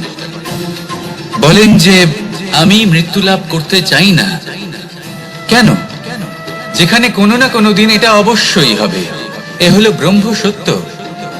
এই যে ব্যাকুলতা, এই ভয়, এই যন্ত্রণা, এই চিন্তা তার মনকে বাঁচতেই দেয় না, এই জীবন অনুভবই করতে দেয় না। সেই জন্য এই চিন্তা, ব্যাকুলতা, ভয় এসবের কি লাভ? কোনো লাভ নেই। সেই জন্য যতক্ষণ জীবনযাপন করছেন প্রত্যেক মুহূর্ত যেন শ্রেষ্ঠ হয়, আনন্দময় হয়, প্রেমের দ্বারা পরিপূর্ণ হয়, সেই চেষ্টা করুন। চেষ্টা করুন যাতে আপনি যে কাজ করছেন তার দ্বারা যেন অন্যের মঙ্গল হয়। এই প্রচেষ্টাই আপনার জীবনকে প্রসন্নতা আর প্রেম দ্বারা ভরিয়ে তুলবে। এই মন সুপ্রসন্ন হয়ে বলবে রাধা রাধা। এবার যদি আপনাকে জিজ্ঞেস করা হয় যে সব থেকে বেশি শক্তির অনুভব কোথা থেকে করা সম্ভব, তখন কেউ কেউ বলবেন পুষ্টিকর আহার গ্রহণ করলে, ব্যায়াম করলে। কেউ বলবেন ধন লাভ করলে, বন্ধুদের থেকে, পরিবারের থেকে, আদি ইত্যাদি। এইভাবে আপনি শক্তির অনুভব অবশ্যই করতে পারেন, কিন্তু সব থেকে বেশি শক্তির অনুভব যদি আপনি করতে চান তাহলে তা পাবেন শুধু একতার দ্বারা, সংগঠনের দ্বারা। যদি আপনাকে উদাহরণ দিই, নিজের এই হাতটাকে দেখুন, 5টা আঙুল রয়েছে। কোনো একটা বস্তুকে নিজের একটা আঙুল দ্বারা তুলে ধরার চেষ্টা করে দেখুন, বড়ই কষ্ট হবে। তখন আপনি বুঝতে পারবেন যখন এই 5টি আঙুল একত্রিত হয় তখন কোনো কাজ কতটা সহজ হতে পারে। এটাই হলো শক্তি, একতার। সব থেকে ভালো উদাহরণ যদি আপনাকে দিই তাহলে বাঁশি। এই বাঁশি থেকে অত্যন্ত মধুর সুর নির্গত হয় যা সবার মন প্রসন্ন করে দেয়। এই কথা সত্যি, কিন্তু এই বাঁশি আমি একটা বা দুটো আঙুল দিয়ে বাজাতে পারবো না। আমাকে প্রত্যেকটা আঙুল ব্যবহার করতেই হবে, তবেই এর থেকে মধুর সুর নির্গত হবে যা সকলকে প্রসন্ন করবে। ঠিক কিনা? ঠিক এইভাবেই যদি আপনি চান যে আপনার জীবনরূপী বাঁশি থেকেও মধুর সুর নির্গত হোক বা সবার মনকে প্রসন্ন করে তুলুক, তাহলে আপনাকেও জীবনে একতা নিয়ে আসতেই হবে। আপনি একাও কর্ম করতে পারেন, পথ চলতেও পারেন, সামনেও এগোতে পারেন, সাফল্যও লাভ করতে পারেন। কিন্তু যখন সকলে একসাথে এগোবেন, সেই পথে চলবেন, সেই কর্মই করবেন, তখন লক্ষ্যে অবশ্যই পৌঁছবেন, সাফল্য অবশ্যই লাভ করবেন। কিন্তু সেই সাফল্য এবং তার আনন্দর সংমিশ্রণটাই একটু অন্যরকম হবে। তাই জীবনে ঐক্যবদ্ধ হন, একসাথে মিলে এগোতে থাকুন, আর আমার সাথে ভালোবেসে বলুন রাধা রাধা। 2 ধরনের আবেগ রয়েছে যার কোনো মূল্য নেই। আমার কথার অর্থ এটা নয় যে এদের কোনো গুরুত্ব নেই, গুরুত্ব যথেষ্টই রয়েছে, শুধু এদের জন্য আপনাকে কোনো মূল্য দিতে হয় না। প্রথম আবেগ হলো আনন্দ, প্রসন্নতা। এটা আপনি যে কোনো জায়গায় খুঁজে পেতে পারেন যদি আপনি খুঁজে পেতে চান। আপনি কোনো পুষ্পের সৌন্দর্য দেখে প্রসন্ন হতে পারেন। বায়ুর কারণে যখন একটি বৃক্ষ শিহরিত হয় সেটা দেখে আপনি প্রসন্ন হতে পারেন। একটা ছোট্ট শিশুর কলরব শুনেও আপনি প্রসন্ন হতে পারেন। একটা ক্রন্দনরত বালককে হাসিয়ে আপনি প্রসন্ন হতে পারেন। সবকিছু আপনার উপর নির্ভরশীল। সেখানে আরেকটি আবেগ হলো দুশ্চিন্তা। মানুষ বড়ই দুশ্চিন্তা করতে থাকে। আজ আমি এই কাজ করেছি, সেই বিষয়ে চিন্তা। আজ আমি এই কাজ করতে পারিনি, সেই বিষয়ে চিন্তা। কাল আমাকে এই কাজ করতে হবে, সেই নিয়ে চিন্তা। আমি কি সেই কাজটা করতে পারবো, সেই বিষয়েও দুশ্চিন্তা। চিন্তা সর্বত্র রয়েছে, যার জন্য মূল্য দিতে হয় না। যত চান আপনি একত্রিত করতে পারেন। একটা গুরুত্বপূর্ণ কথা মনে রাখবেন, প্রসন্নতা জীবনের একটা নতুন সূত্রপাত। সেখানে দুশ্চিন্তা হলো জীবনের চিতার সমান। এবার এই দুটি আবেগ হলো মূল্যহীন, দুটোই আপনার সামনে আছে। কোনটা চয়ন করবেন আপনি, দুশ্চিন্তা নাকি প্রসন্নতা?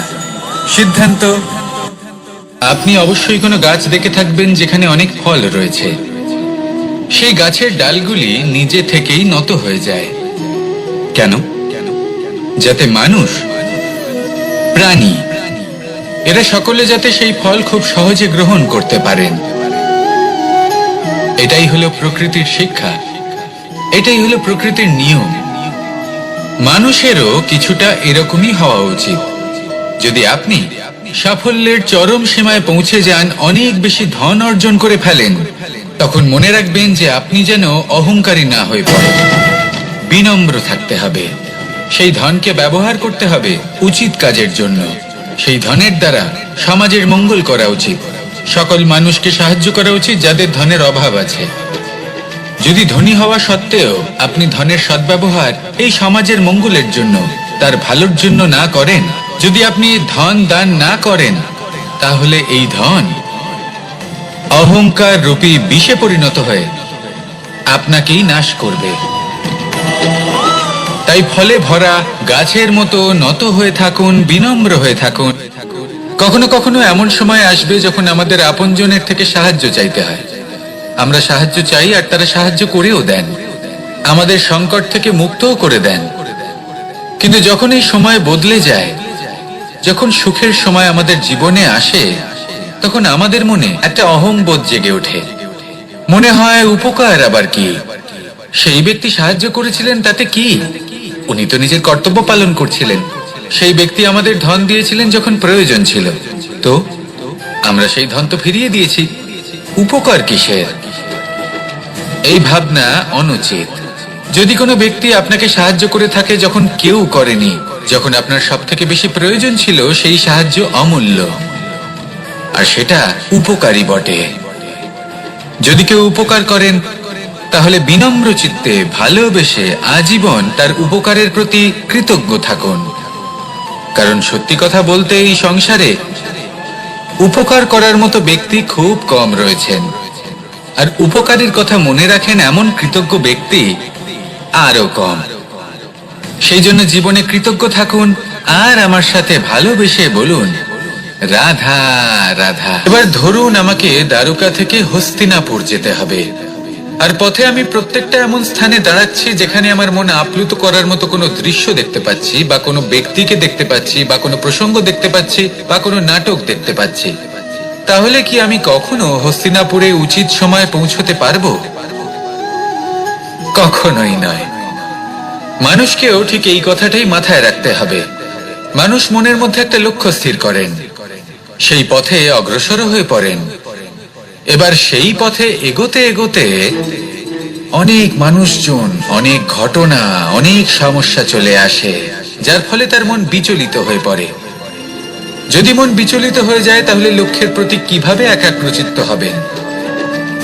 সেই জন্য অত্যন্ত আবশ্যক যে আপনি সময়ের সদ্ব্যবহার করুন সেই পথে চলার জন্য। সেই পথে সামনে এগোতে থাকুন, চোখ থাকবে শুধু লক্ষ্যের দিকে। যখনই আপনি বুঝবেন যে আপনি লক্ষ্যভ্রষ্ট হচ্ছেন, আবার সেই পথে নিজেকে টেনে আনুন। ঠিক এইভাবেই এগোতে থাকুন, সাফল্যের শিখরে গিয়ে পৌঁছন, আর সেখানে গিয়ে আনন্দের সাথে উচ্চ স্বরে বলুন, রাধা রাধা। এগুলো হলো নিম পাতা। যদি এগুলো চেখে দেখেন তাহলে মুখ বিকৃত হবে। এগুলো কি তেতো খেতে, হে নারায়ণ! এর থেকে বেশি তিক্ত সংসারে আর কিছুই হতে পারে না। হয়তো আপনি এগুলো ফেলেও দেবেন, কিন্তু যদি এই স্বাদের ঊর্ধ্বে উঠে এই নিমের বিষয়ে আপনারা জানতে চেষ্টা করেন, তাহলে আপনি জানতে পারবেন যে এই নিম কতটা বেশি গুরুত্বপূর্ণ, কত গুরুত্বপূর্ণ ওষুধ, আর আমাদের শরীরের জন্য কতটা বেশি লাভজনক। এই নিম এর মধ্যে অনেক রোগের উপশম নিহিত রয়েছে। এবার জীবনে আমরা বিভিন্ন মানুষের সাথে পরিচিত হই, নেত্র দ্বারা তাদের দেখি, কিন্তু তাদের আমরা খুব একটা পছন্দ করি না। সেক্ষেত্রে আমাদের কি করা উচিত? অন্তর মন দিয়ে তাদের দেখা উচিত। ওনাদের রূপ রং নয়, ওনাদের ব্যবহার, ওনাদের গুণাবলী দেখা উচিত। কারণ হতে পারে ঠিক যেমন নিম পাতা বাস্তবে খুব তেতো কিন্তু আমাদের শরীরের পক্ষে লাভজনক, সেইভাবেই এইসব মানুষ যাদের দেখলে আমাদের ভালো লাগে না, যাদের রূপ রং আমাদের পছন্দ হয় না, হয়তো সেই মানুষগুলোই আমাদের জীবনকে পূর্ণরূপে পাল্টে দিতে পারেন। হতে পারে তাদের মধ্যে এমন ক্ষমতা রয়েছে, আমাদের সুখ, শান্তি, প্রেরণা প্রদান করতে পারেন, আমাদের দুঃখ হরণ করতে পারেন, আমাদের পথ দেখাতে পারেন। সেই জন্য যখনই কোনো ব্যক্তিকে দেখবেন, চর্মচক্ষু নয় অন্তর্মন দিয়ে দেখবেন, রূপ রং নয় গুণাবলী দেখবেন, মানুষকে আরো ভালোভাবে বুঝতে পারবেন। আর এই মন প্রসন্ন হয়ে বলবে, রাধা। আমি দ্বারকাধীশ এবং আমার সভাতে বিভিন্ন সময় বিভিন্ন ধরনের মানুষ আসেন, নিজেদের দাবি নিয়ে, নিজেদের ইচ্ছে নিয়ে। কখনো কেউ ভোজন চান, আবার কখনো কেউ ওষুধ, কখনো কেউ বস্তু চান, কেউ আবার চান বস্ত্র। কারোর জ্ঞান চাই, কারোর ধন চাই, আবার কারোর বাসস্থান। অনেক সময় আমি এই অনুরোধ, এই ইচ্ছে পূর্ণ করি না। এবার আপনি এটা ভাবতেই পারেন যে কৃষ্ণ তো তাহলে লোভী, ওর কাছে তো সবকিছুই রয়েছে, তারপরেও সে নিজের প্রজার ইচ্ছে পূর্ণ করে না, তাদের সমস্যাগুলি বুঝতে পারে না, তাদের সুখ স্বাচ্ছন্দ্য প্রদান করে না। আসল সত্য হলো এটাই যে কোনো সবল ব্যক্তি, যে কোনো গৃহস্থ ব্যক্তি যে কাজ করতে সক্ষম, তার পরিশ্রম দ্বারাই নিজের প্রয়োজনগুলি এবং ইচ্ছেগুলি পূরণ করা উচিত। এটা অত্যন্ত প্রয়োজনীয়। আর এগুলো তিনি করতে পারেন শিল্প, ব্যবসা, আচরণ অথবা জ্ঞানের ভিত্তিতে। এই পথে চলতে হবে, পরিশ্রম করতে হবে, তবেই সে কিছু অর্জন করতে পারবে। এবার এমন কোনো ব্যক্তি যার এই সব কিছুতে কোনো রুচি নেই, যে কিছুই করতে চায় না, সে কিছুই অর্জন করতে পারবে না। এবার এরকম কোনো ব্যক্তিকে যদি আমি কোনো বস্তু প্রদান করি, তাহলে কি হবে? সে পরাধীন হয়ে যাবে, আর সেটা উচিত হবে না। তাহলে কি করা উচিত? তাকে পথ দেখানো, তাকে বোঝাতে হবে যে কোন পথে চলে তুমি নিজের লক্ষ্য প্রাপ্ত করতে পারবে। শিল্প, জ্ঞান, আচরণ এবং ব্যবসা, এই পথে কিভাবে চলে সেটা শেখাতে হবে। আর আমি সেটাই করি। তার ফলে কি হয়? ব্যক্তি স্বাধীন হয়ে যায়। সংসারে সে যা চাইবে তাই প্রাপ্ত করতে পারবে, কখনো কারোর থেকে কিছু চাইবার প্রয়োজন পড়বেই না। এই কথাটা সবসময় মনে রাখবেন। যখনই দান করবেন তা ভাবনা চিন্তা করে এমন ভাবে দান করবেন যাতে সামনের ব্যক্তি স্বাধীন হতে পারেন, পরাধীন নয়। আসুন আমার সাথে ভালোবেসে বলুন, রাধা রাধা।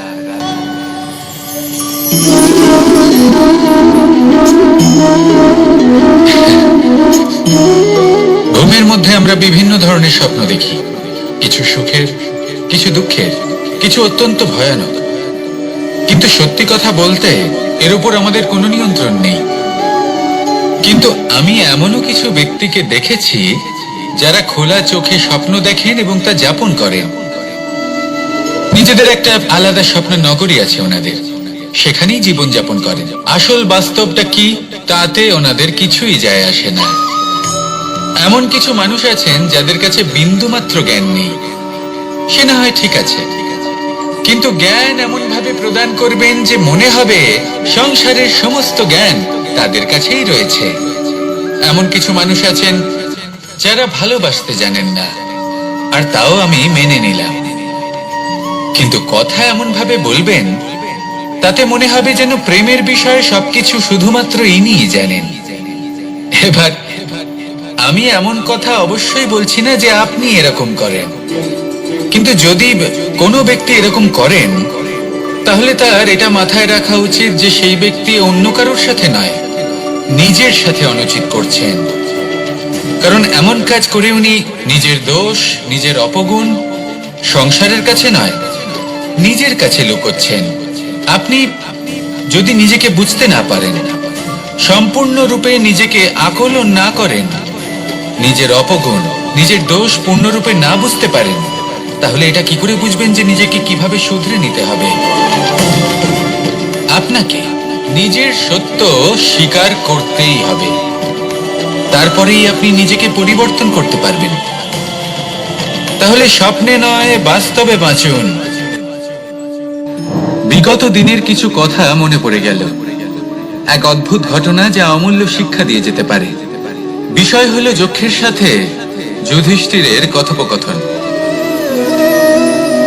একবার যক্ষ যুধিষ্ঠিরকে জিজ্ঞেস করলেন, ওনাকে বললেন যে আমার কিছু প্রশ্নের উত্তর যদি আপনি দিতে পারেন তাহলে আমি আপনার বাকি ভ্রাতাগণকে আবার জীবিত করে তুলব।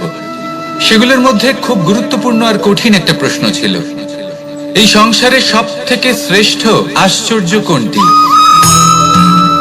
এই প্রশ্ন আমি আপনাকে জিজ্ঞেস করছি।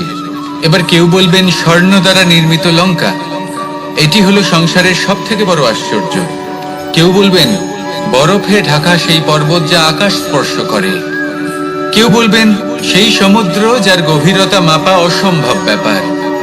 কেউ বলবেন সেই বায়ু যা আমরা দেখতে পাই না, কিন্তু তা আমাদের জীবন দান করে।